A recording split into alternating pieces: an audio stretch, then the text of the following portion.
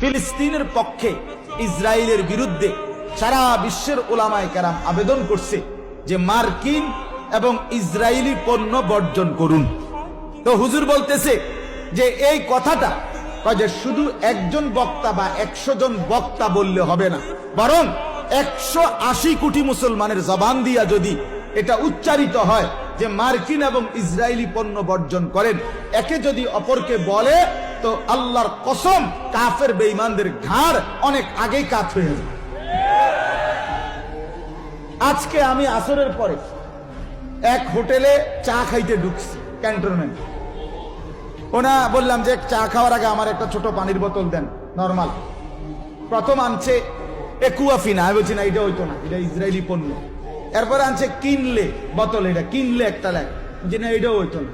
আমি বললাম তোমাকে এমনে ফানি লাইনের ফানি যেটা ট্যাপের হ্যান থেকে দুধ দাও, তো আমি এটি খামু না।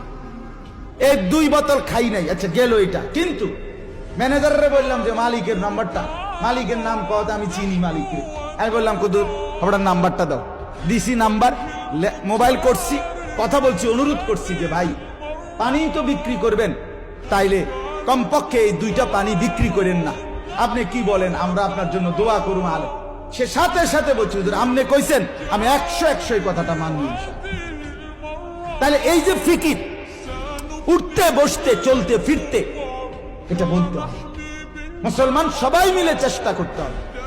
সেদিন শিশু বিশেষজ্ঞ ডাক্তারের কাছে গেছি, গিয়া কথার প্রসঙ্গে বললাম ডাক্তার সাহেব আপনার কাছে প্রতিদিন 100-150 মহিলা বাচ্চা নিয়ে আসে ডাক্তার দেখাইতে, আপনি মুসলমান, আপনি দাওয়াত তাবলীগের সাথী, আমনে যদি কদ্দুর কোন এ কথার ফাঁকে ফাঁকে প্রেসক্রিপশন লিখবার ফাঁকে দিয়া যে মার্কিন এবং ইসরায়েলি পণ্য বর্জন করবেন না, হ্যাঁ করবেন, ব্যবহার করবেন না, এটা যদি আমনে মহিলা করে কদ্দুর কোন যে লাক্স সাবান ব্যবহার করবেন না, ফেয়ার এন্ড লাভলি ব্যবহার করবেন না, এরপরে পন্ডস ক্রিম ব্যবহার করবেন না, সার্ফ এক্সেল ব্যবহার করবেন না, পেপসুডেন্ট ব্যবহার করবেন না, ক্লোজ আপ ব্যবহার করবেন না, ডাব সাবান ব্যবহার করবেন না, সানসিল্ক শ্যাম্পু ব্যবহার করবেন না, দেখবেন অনেক ফায়দা হবে।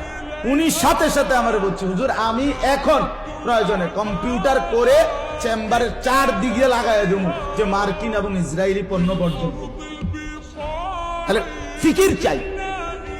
আমি ওলামায়ে কেরামের কাছেও বলি উম্মতের কলজার মধ্যে কথাইটা বসাইতে হইবে।